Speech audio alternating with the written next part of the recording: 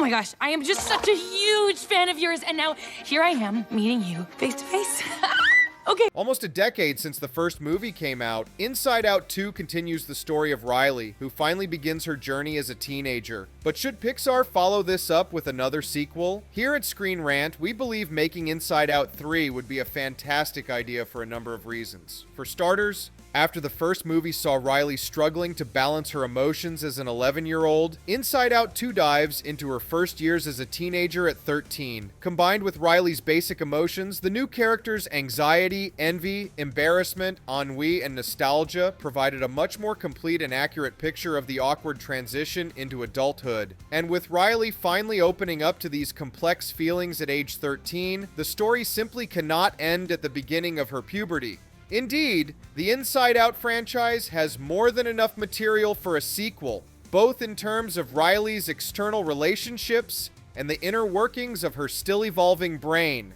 Through the franchise's unique storytelling format, Inside Out 3 can enable Pixar to tell the most universally relatable coming-of-age story of all time. And it would be a shame to waste this potential by not making another sequel. In fact, there's but a 2-year gap between the first and second movies, which respectively saw Riley at 11 and 13 years old. Whether Inside Out 3 continues this trend by telling Riley's story at 15, or if it jumps to her being 17 or 18, the third movie must inevitably tread the fine line between wholesomeness and realism.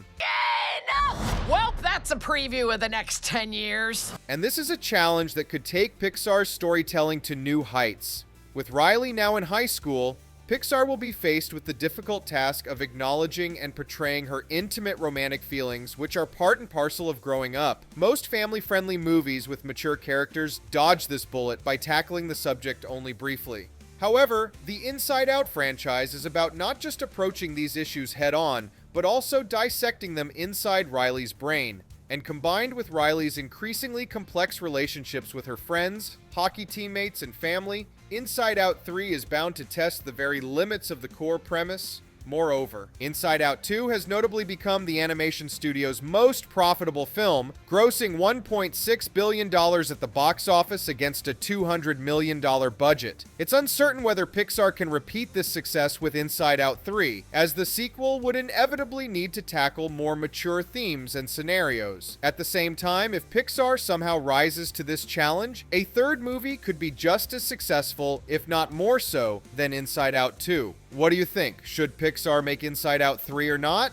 Thanks for watching ScreenRant. Stay tuned for more Pixar news.